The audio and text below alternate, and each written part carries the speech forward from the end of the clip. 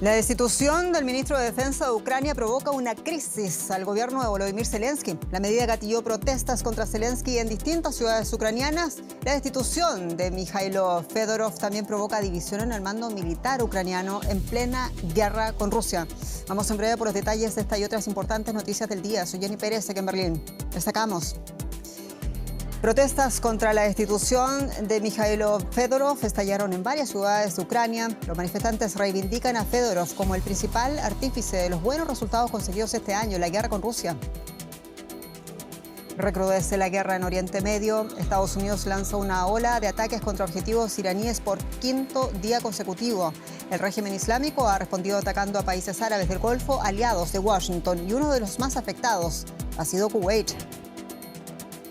Y en esta edición nos detendremos en el vibrante paso a la final de Argentina en el Mundial tras derrotar a Inglaterra. Las celebraciones, sin embargo, están en la lupa de la FIFA, tras una pancarta en la que jugadores e hinchas reivindicaron la soberanía de las Islas Malvinas, Falkland, para los británicos.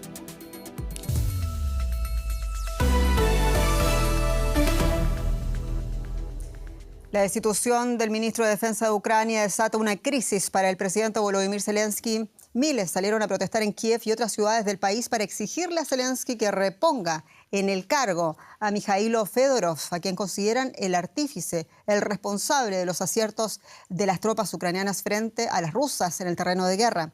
Bueno, la controversia también alcanza el mando militar, porque Fedorov responsabilizó directamente de su salida al jefe del ejército de Ucrania. La polémica está servida porque Zelensky no solo nombró a un nuevo ministro de Defensa, sino que también este fue ratificado hoy por el Parlamento de Ucrania. El exministro de Defensa ucraniano, Mikhailo Fedorov, responsabilizó parcialmente de su salida al jefe del ejército, el general Oleksandr Syrsky, a quien criticó por su supuesta resistencia a los cambios y acusó de sabotear todas sus iniciativas, como la compra masiva de drones. Esto llevó a que en la práctica, como sabemos, lanzara un ultimátum. En vez de intentar derrotar a Rusia con estrategias asimétricas, que es la tarea del comandante en jefe, se dedicó a buscar la forma de dividir el país en el que vivimos. El nuevo primer ministro ucraniano, Sergiy Koretsky, dejó pendiente la designación del nuevo titular de defensa ante la cadena de protestas en las calles contra la salida de Fedorov del gabinete. El presidente Volodymyr Zelensky nominó más tarde a Evgen Hamara como nuevo ministro de Defensa. Zelensky también se pronunció sobre la polémica destitución. En tiempos de guerra, un presidente no debería tener que tomar una decisión en una situación así, sinceramente. Me gustaría mucho que haya unidad. Ninguna de las dos partes la busca. Y no es solo un problema de ellos, sino también mío. El nuevo ministro de Defensa deberá ser ahora ratificado por el Parlamento ucraniano. Con ello, Zelensky espera zanjar cuanto antes esta crisis interna. Vamos por más detalles y lo hacemos con el periodista Ricardo Marquina, que nos ofrece el análisis desde Estonia. Ricardo, muchos saludos. Y bueno, nos preguntamos, ¿tendrán algún efecto las manifestaciones en la decisión de Zelensky respecto a Fedorov? Buenas noches desde el Báltico. Pues Zelensky, como apuntabais, está en la crisis de política interna más importante desde que comenzó la guerra. Fedorov tiene gran predicamento entre el pueblo ucraniano, pero especialmente entre voluntarios y militares que lo ven como el artífice, como muy bien contabais, de estos últimos golpes que está dando Ucrania a Rusia. ¿Que podrá cambiar, podrá dar marcha atrás? Pues sinceramente es inviable. Ahora mismo Zelensky ha apostado su capital político a esta decisión. Dar marcha atrás supondría presentarse como un hombre errático, como alguien que duda, como un líder débil, no solo ante Rusia, que está deseando instrumentalizar esta crisis ucraniana, sino ante la propia élite ucraniana, donde Zelensky tiene muchos enemigos. Todo esto es una guerra interna entre diferentes familias dentro del gobierno ucraniano y están deseando explotarla para su propio beneficio. Como digo, la peor crisis en la que tiene Zelensky desde el comienzo de la guerra, pero seguramente no vaya a haber marcha atrás.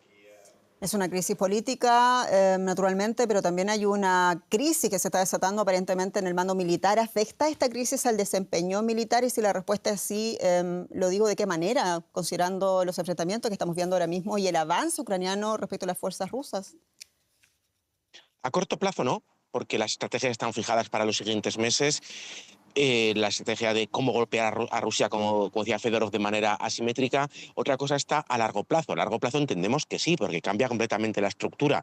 Fedorov representa la ruptura con la burocracia, la búsqueda de innovación, golpear de manera imaginativa. En cambio, quien ha ganado en esta guerra interna ucraniana es la vieja guardia, casi la guardia soviética, que entiende el ejército como una vertical del poder que no se puede romper, una pirámide muy jerarquizada, muy burocrática. De hecho, hay que decir, y esto creo que es muy importante, que los blogueros activistas rusos, los que están a favor de Putin y apoyan la invasión de Ucrania, están muy contentos con esta crisis y con la decisión del gobierno ucraniano. Creen que a partir de ahora, con la nueva estructura del Ministerio de Defensa ucraniano, las cosas van a ir mejor para los intereses de Moscú.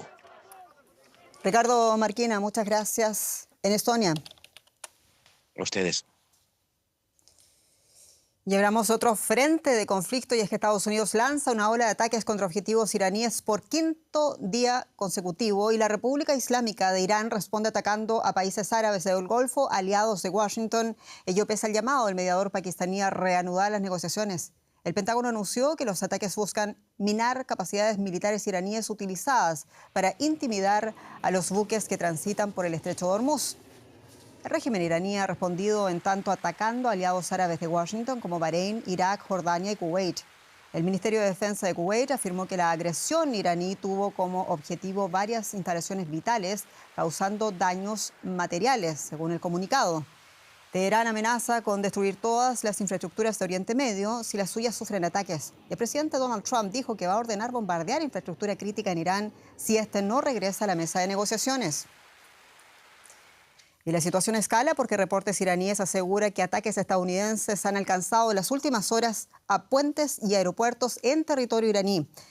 A nombre del régimen iraní hablaba más temprano un alto cargo militar, quien recordó las capacidades militares iraníes en caso de ataques a su infraestructura crítica. Escuchemos.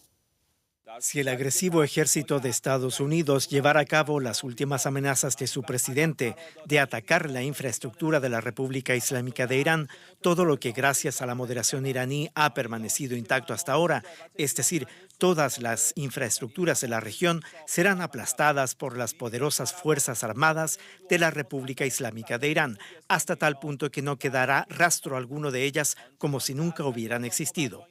Y Luciano Sácara, analista, nos acompaña con detalles en Doha. Luciano, muchos saludos. Y bueno, escuchábamos al portavoz de la República Islámica, o más bien de ese portavoz militar. Pero ¿cuánto poder de fuego le queda al régimen iraní, pregunto, para cumplir también esas amenazas? Bueno, evidentemente está mucho más degradado de lo que era el 28 de febrero.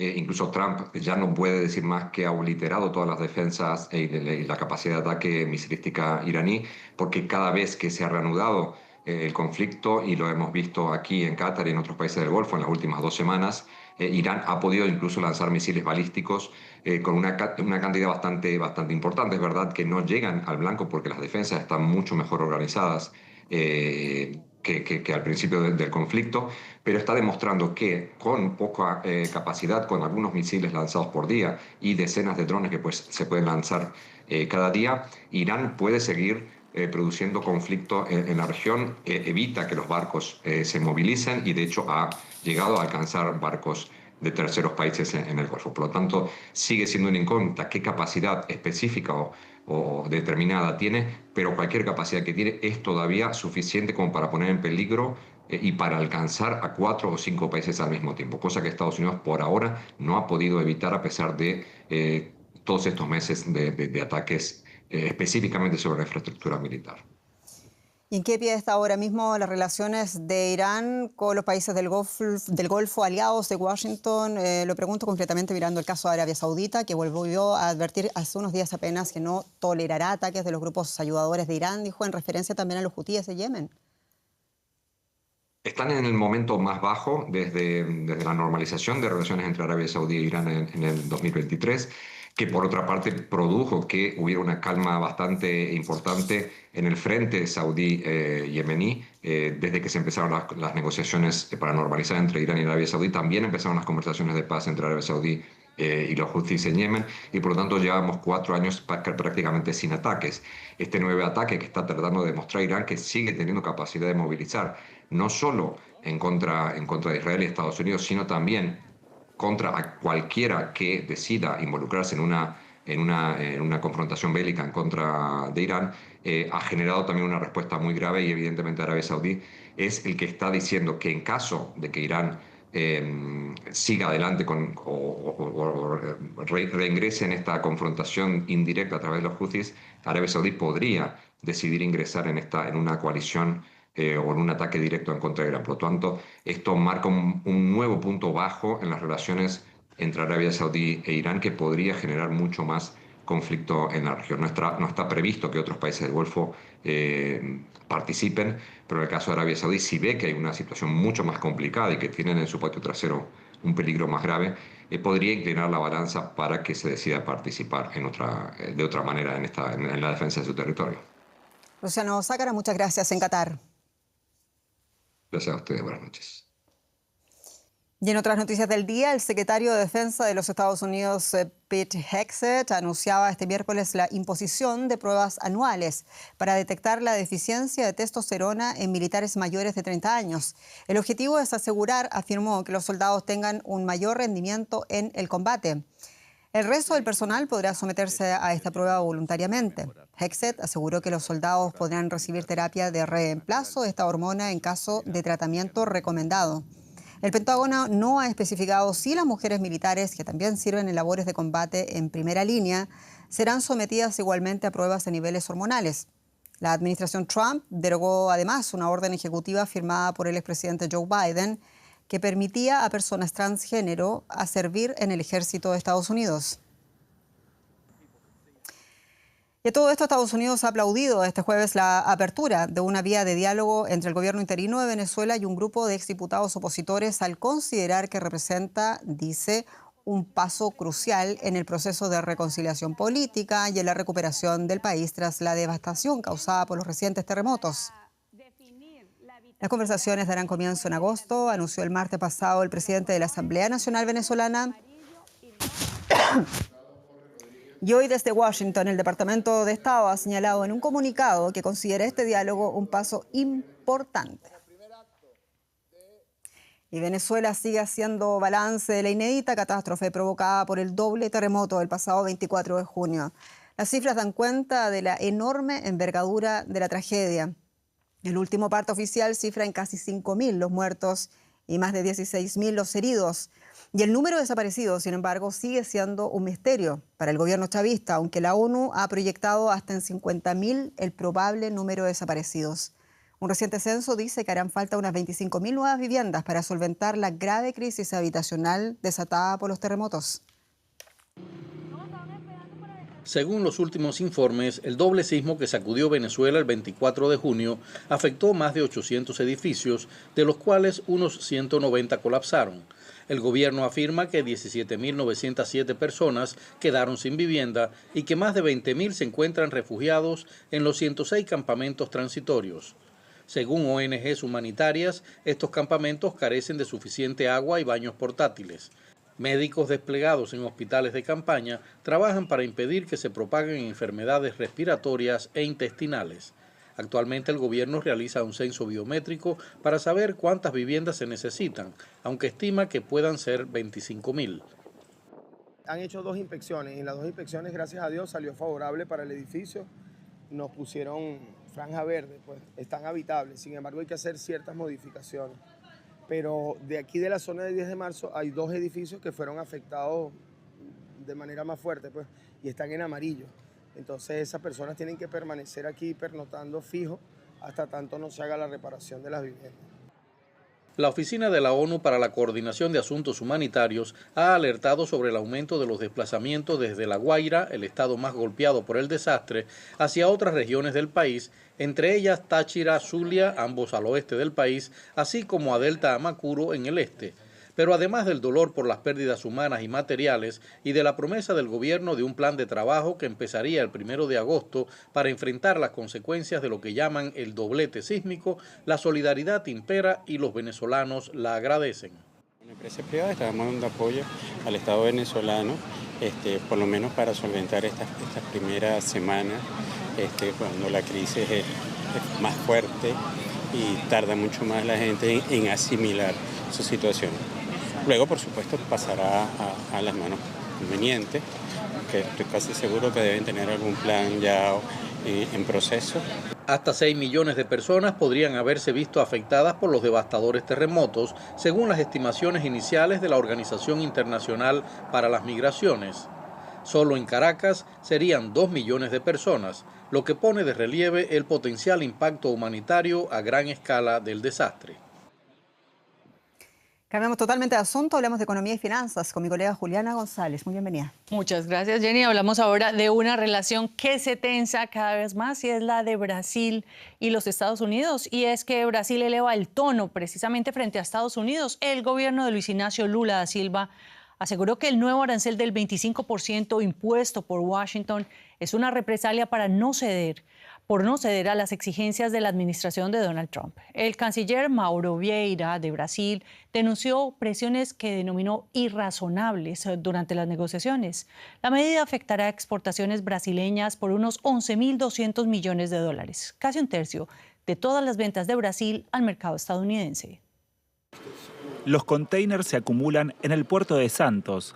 A partir del 22 de julio, muchos de los productos que van de Brasil a Estados Unidos se gravarán con un arancel del 25%. Washington aduce prácticas desleales del gigante sudamericano que impiden a productores estadounidenses comerciar en Brasil. El gobierno de Lula da Silva rechaza la acusación.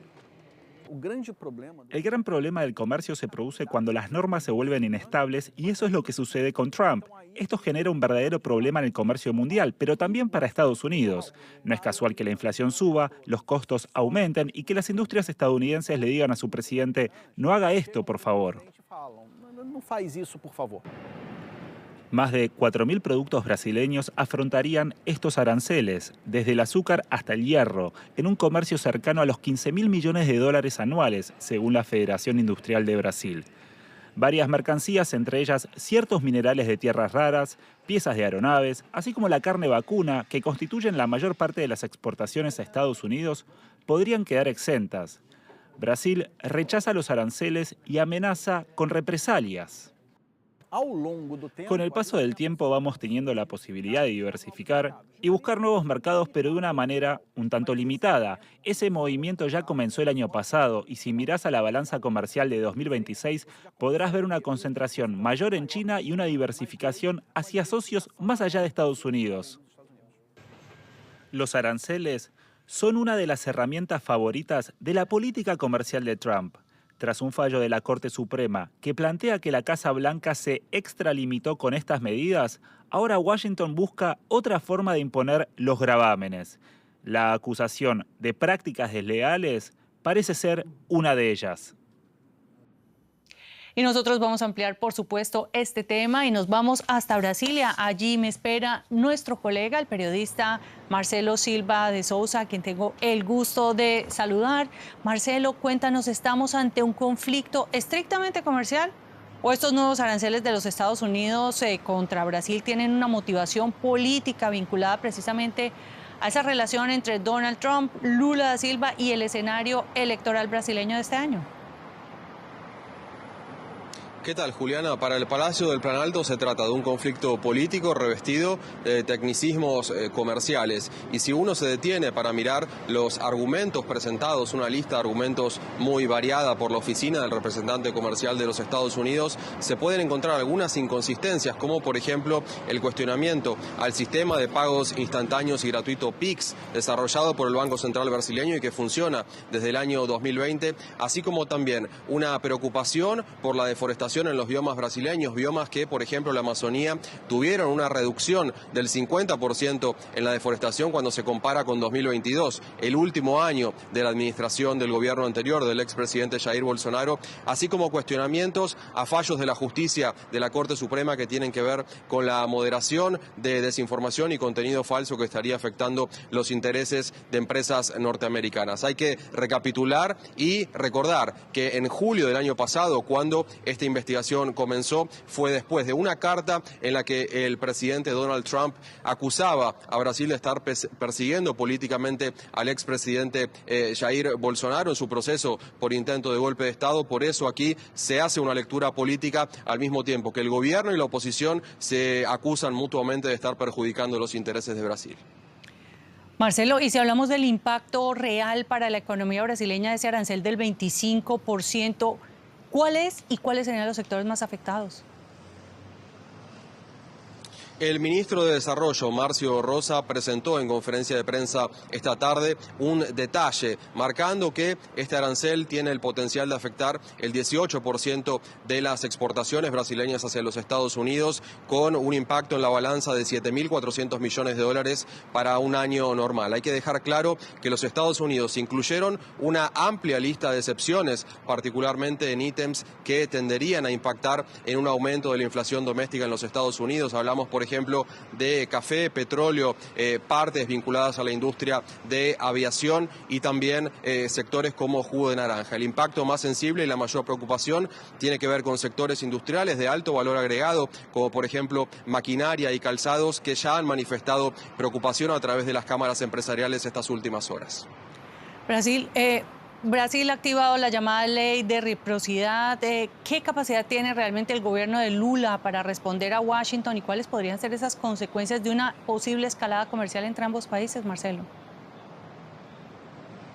Son varias las herramientas a las que puede echar mano el Ejecutivo a través de esta ley, que permite básicamente responder ojo por ojo cuando se adoptan medidas unilaterales por parte de otro país. Todavía hay varias alternativas en estudio. Se habla, por ejemplo, de la suspensión temporal de patentes para el sector farmacéutico, como también el bloqueo del giro de regalías del poderoso sector audiovisual norteamericano. Lo que está claro es que hay una preocupación de analistas y también del sector productivo de que una eventual respuesta acabe escalando más todavía estas tensiones comerciales entre Brasil y los Estados Unidos y así cerrar el acceso a los productores brasileños al mercado norteamericano. Marcelo Silva, muchas gracias por estos análisis y hasta pronto.